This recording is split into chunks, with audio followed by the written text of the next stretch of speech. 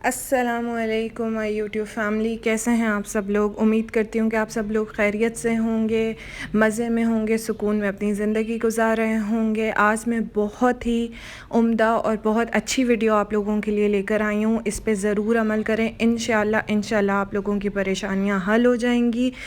आज मैं आप लोगों के लिए एक वज़ीफ़ा लेकर आई हूँ। वज़ीफ़ा है सूरत तौहा का।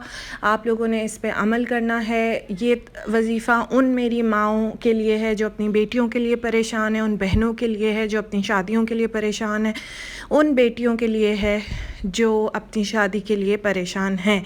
तो स्टेप बाय स्टेप इस वज़ीफ़े को गौर से देखिए और इस पे अमल कीजिए। मैं स्टेप बाय स्टेप आपको सारे पॉइंट्स बताऊंगी, कोई भी स्टेप आप लोगों ने मिस नहीं करना है। तो चलिए चलते हैं अपने वीडियो की तरफ। स्टेप 1 है कि हमारी ये सूरत तौहा कौन सी सूरत है कुरान पाक की और कौन से पारे के अंदर है। तो चलिए कुरान पे एक नज़र डालते हैं।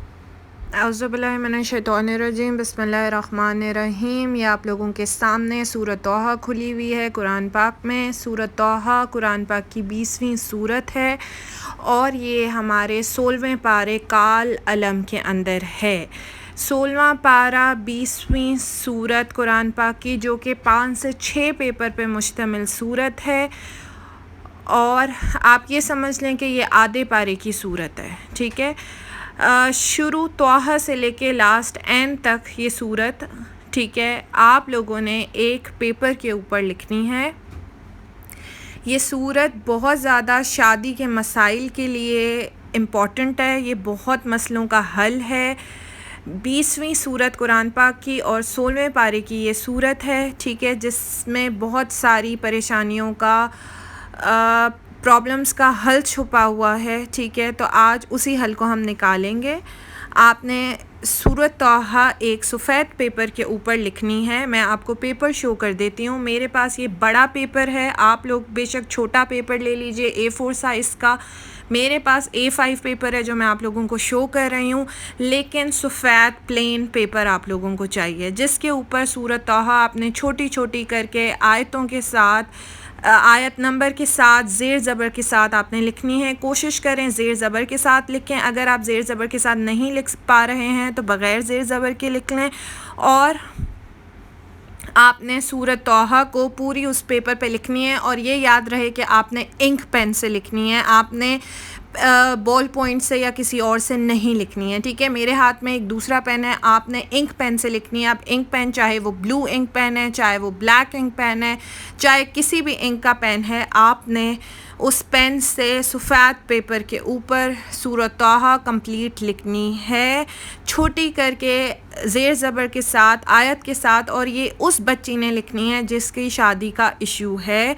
वो सफ़ेद पेपर के ऊपर पूरी कंप्लीट लिखेगी, पहले फ्रंट पेपर पे जितनी आ रही है और उसके बाद बैक पे लिखेगी। एक पेपर के ऊपर आपने सूरत तौहा को कंप्लीट करना है।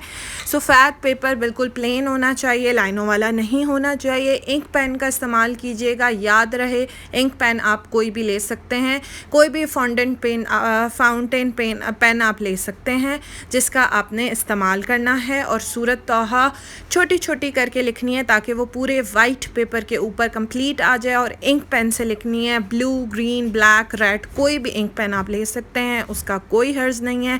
तो याद रहे कि सफ़ेद पेपर पे सूरत तौहा इंक पेन से लिखनी है। सेकेंड स्टेप ये है कि आपने जो सफ़ेद पेपर के ऊपर सूरत तौहा इंक पेन से लिखी है, आपने फ़ोटो स्टेट वाले के पास जाके उसको 2 दफ़ा फ़ोटो स्टेट करवाना है। तो वो आपके पास 2 पेपर्स आ जाएंगे। स्टेप थर्ड आपके पास ये है कि आपने कोई भी हरा कपड़ा लेके, अगर आपके पास रेशमी कपड़ा हो तो ज़्यादा बेहतर है हरे रंग का। अगर ना अवेलेबल हो तो आप कॉटन का या कोई भी मटेरियल का ले सकते हैं। उस हरे कपड़े के अंदर, ये प्रिंटेड मैंने आपको सिर्फ एग्जांपल देने के लिए शो किया है, आप किसी भी किस्म का ले सकते हैं। प्लेन लें, डॉटेड लें, प्रिंटेड लें, सिल्क का लें, रेशमी लें, कॉटन का लें। रेशमी ज़्यादा बेहतर है, लेकिन अगर रेशमी अवेलेबल नहीं है तो कोई भी ग्रीन पीस, आप कोई भी हरा टुकड़ा आप ले सकते हैं कपड़े का।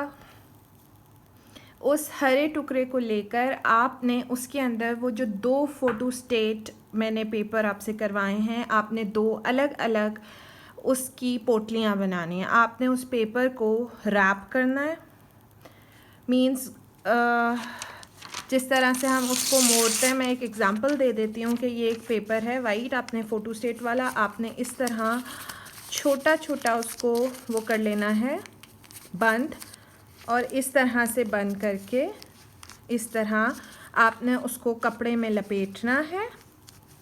ऊपर से आप उसको गिरा लगा लें या कोई पिन लगा दें, और पिन लगाने के बाद आपने ये एक जो पोटली आपने बनाई है वो आपने अपने बेटी की, बहन की जिसकी शादी का इशू है, आपने उसके कपड़ों में रखनी है जो वो घर में बाहर आम जाने में इस्तेमाल करती है। अलमारी के अंदर उन कपड़ों के बीच में आपने एक ये बांधी हुई पोटली रखनी है, एक आपने उसके शादी के कपड़ों में ये पोटली रखनी है। 2 फ़ोटो स्टेट करवाई थी, तो एक घर वाले कपड़ों में आप बीच में रख देंगे कपड़ों के, ठीक है। इसी तरह शादी वाले कपड़े अगर हैंग हुए हुए हैं या किसी बैग में हैं तो बैग में बीच में रख दें, अगर हैंग हुए हुए हैं तो वहीं अलमारी के कॉर्नर में आप ये पोटली रख दें। तो ये 2 पोटलियाँ इस तरह आपकी यूज़ होंगी। अब चलते हैं 4th स्टेप की तरफ। 4th स्टेप ये है कि आपने सूरत तौहा को 9 डेज़ पढ़ना है टोटल। मींस उस बच्ची ने पढ़ना है जिसकी शादी का इशू है। माँ पढ़ ले बेहतर है, लेकिन अगर वो लड़की ख़ुद करे जिसकी शादी का इशू है, जिसका रिश्ता नहीं हो पा रहा है, तो उस लड़की ने 9 डेज़ सूरत तौहा को पढ़ना है। स्टार्ट थर्सडे से करना है और फ्राइडे पे ख़त्म करना है। Means Thursday, Friday, Saturday, Sunday, Monday, Tuesday, Wednesday, Thursday and Friday. इस तरह टोटल उस बच्ची ने 9 दिन पढ़ना है सूरत तौहा को, और किसी एक वक्त पे पढ़ना है। लाइक अगर आपने असर में शुरू किया है तो 9 दिन आपने असर की टाइमिंग में ही पढ़ना है। 5th स्टेप ये है कि जब 9 डेज़ आपकी पढ़ाई का अमल ख़त्म हो जाएगा सूरत तौहा का, तो जुम्मे वाले दिन जो लास्ट डे होगा उस दिन आपने सूरत तौहा जो इंक पेन से आपने पेपर पे लिखी थी, आपने उसको एक पानी में डिप करना है किसी टब के अंदर, और फिर उस बच्ची ने जिसकी रिश्ते का इशू है उसने उस पानी से नहाना है। अब नहाना इस तरह है कि किसी ऐसी जगह पे खड़े होकर आप लोगों ने उस पानी को उस बच्ची पे डालना है कि वो पानी गटर में ना जाए। आप लॉन में खड़े हो सकते हैं, अदरवाइज़ आप किसी बड़े टब में खड़े होकर नहा लें उस पानी से, और फिर उस पानी को पौधों में डाल दें। लेकिन एहतियात रहे कि वो कलाम पाक का पानी है। जब आप उसको डिप करेंगे उस पेपर को पानी में, वो उस पूरी सूरत तौहा उस पानी में डिज़ोल्व हो जाएगी, तो वो पानी गटर में नहीं जाना चाहिए। 6th स्टेप ये है जो कि आपके इस वजीफ़े का लास्ट स्टेप है कि नहाने के बाद जब वो पानी बच्ची किसी लॉन में खड़े होके डाल लेगी अपने ऊपर, या ऐसी जगह पे डालेगी जहाँ पानी गटर में ना जाए, उसके बाद बेशक बच्ची बाथरूम जाके नहाना चाहे वो नहा सकती है। उसके बाद आप लोगों ने अपनी इस्तात के मुताबिक आप लोगों ने उस बच्ची का सदका देना है। किसी भी गरीब को दे दें, किसी गरीब को खाना खिला दें, वो आप पे डिपेंड करता है। यहाँ पे आपका अमल कंप्लीट हो जाता है। याद रहे कि जो 9 दिन आपने सूरत तौहा की पढ़ाई की है उसमें गिड़गिड़ा के अल्लाह के हजूर आपने दुआ ज़रूर मांगनी है कि उस बच्ची का कोई बेहतर रिश्ता अल्लाह ताला अता फ़रमा दे, और अल्लाह ताला से रो के जो है इल्तिजा करके मांगना है।